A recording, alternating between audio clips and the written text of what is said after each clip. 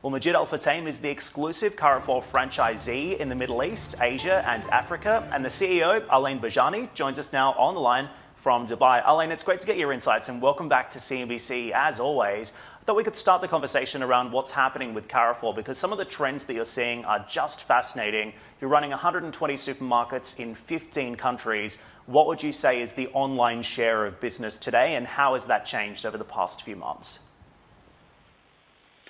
Thank you, Dan. Thank you for having me.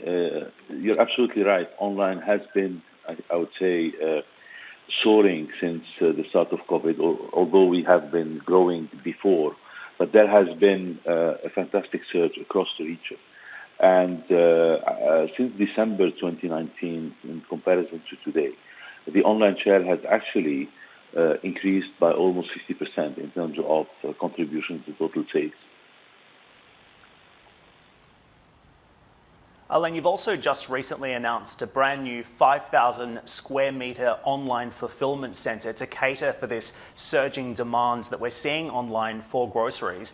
What type of volumes are you seeing through that fulfilment centre and the others that you have around this country and Saudi Arabia? We have, in the past 3 months, we've added tens of fulfilment centres. The latest one is the one you're referring to here in the Carrefour area in Dubai. And this will actually cater for an additional 5,000 orders daily. It will also allow us to be able to actually cover geographies that we didn't have before. And you have many others coming in the UAE, in Saudi Arabia, in Egypt as well in the coming few months. The next one will be open on August 10th in Saudi.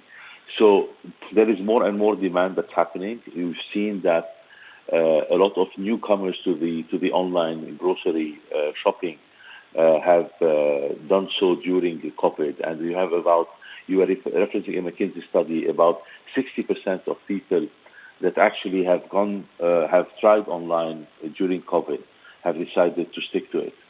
So we're seeing about 200 to 220% increase in number of online customers on average across the region, and this is something that's extremely promising.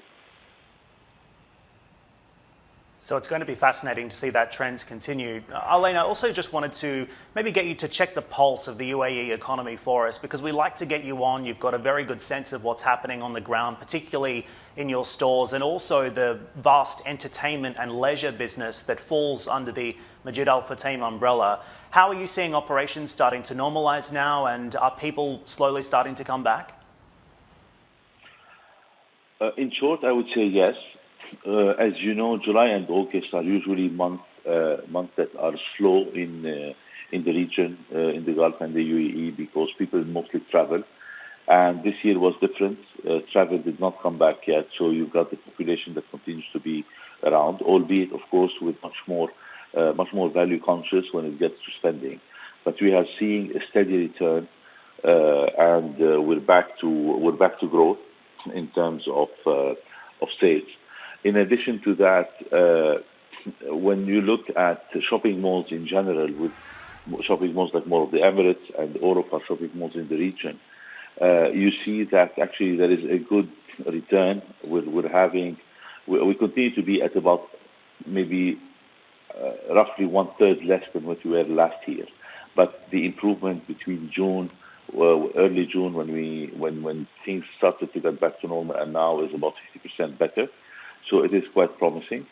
On the other side, cinemas and LME, I would say, are the ones that are suffering the most, primarily because of the cinema industry issues, especially regarding movies. Most of the studios have decided to push the release of their blockbusters to end of 2020 or mostly now beginning of 2021. So the cinema industry is actually suffering from a lack of content, which actually makes it less attractive for people to come back to the movies. So we have across the region low admission rates, but this is simply because there is no content. With the U.S. market continue to be closed, I think China is now coming back.